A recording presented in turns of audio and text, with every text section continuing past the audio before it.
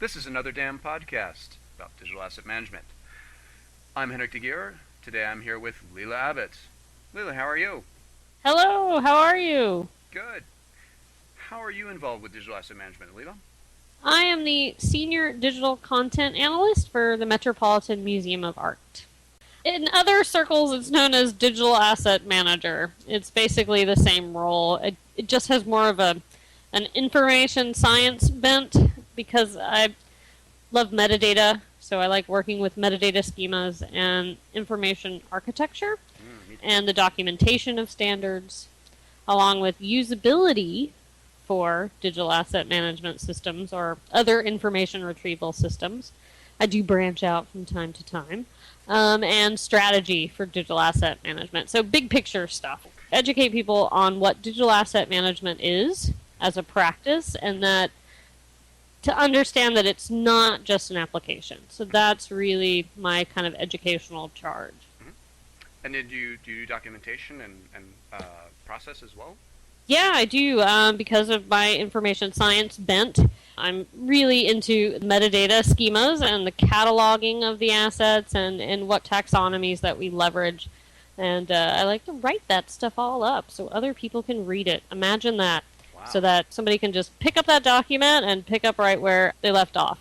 So I like to provide guidance for people that are the future digital asset managers in that particular organization or institution.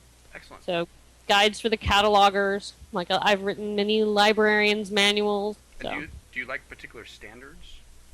I do. I'm a big fan of Dublin Core. I mean, I don't know how you couldn't be. True.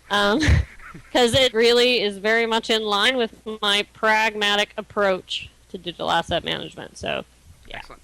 And so, Leala, you write a blog, which recently you've written some posts about DAM, which have been quite popular. Tell me about Yes, more about that. yeah, I'm excited about that. I'm glad they're popular. My last two postings have been, what kind of who do you need to make a DAM work? And I go into descriptions of the types of roles that are necessary to do digital asset management properly. Because I think a lot of times people think we're just going to buy this wonderful application and it's going to fix all of our, the fact that we're drowning in all this digital information. There's very little understanding out there that it's not just an application, it's a process. It's a business need, and there's technology to help with that business need, but you also have the right staffing. Mm-hmm. And I think because it's very cross-disciplinary, the practice of DAM, it brings together professions that weren't normally at the same table before. Business analysts and creatives and production managers, librarians and information science people, and rights and usage experts, and you have your programmers and your developers, and all these people do have to actually work really closely together. And I think that that's something that's very new. There's a lot of professional silos out there, so I think that breaking those down and having to come together on a project is a really new thing for a lot of organizations. That sounds like a lot of collaboration involved. So is it fair to say that digital asset management is not a temporary task? I believe that it is not a temporary task. I mean, I think that it takes about, depending on the size of the organization, 1 to 2 years in terms of having the experts that you need on board, consultants, integrators, to get the project rolling and the process rolling. Again, depending on the size and what you're really ingesting, once you have most of the process kind of nailed out, you can have other staffing involved and take over where the experts have left off. So as long as you have accountability and governance, is that fair to say? Yep. As long as you have, if you have your standards that can be used as a guide, and as long as you continue to revisit your processes, I think it's really important that your staff have a professional development charge. That should be part of their role, is to make sure that they're continually educating themselves on the process and the DAM landscape. That way they stay current. Leala, where can we find your blog? It's actually my name. I've tried to keep it simple. That's my approach, and it's lealaabbott.com, and that's Leala Abbott, ABBOTT.com. Excellent. And what advice would you have to share with other DAM professionals, or even people aspiring to become a DAM professional?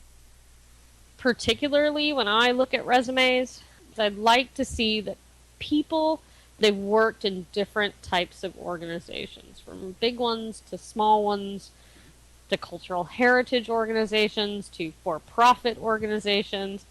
I find that people that have a more multi-dimensional experiences bring a lot more new ideas, fresh ideas, innovative and more creative solutions to problems than someone who's just been in the same place or organization or field of work the length of their career.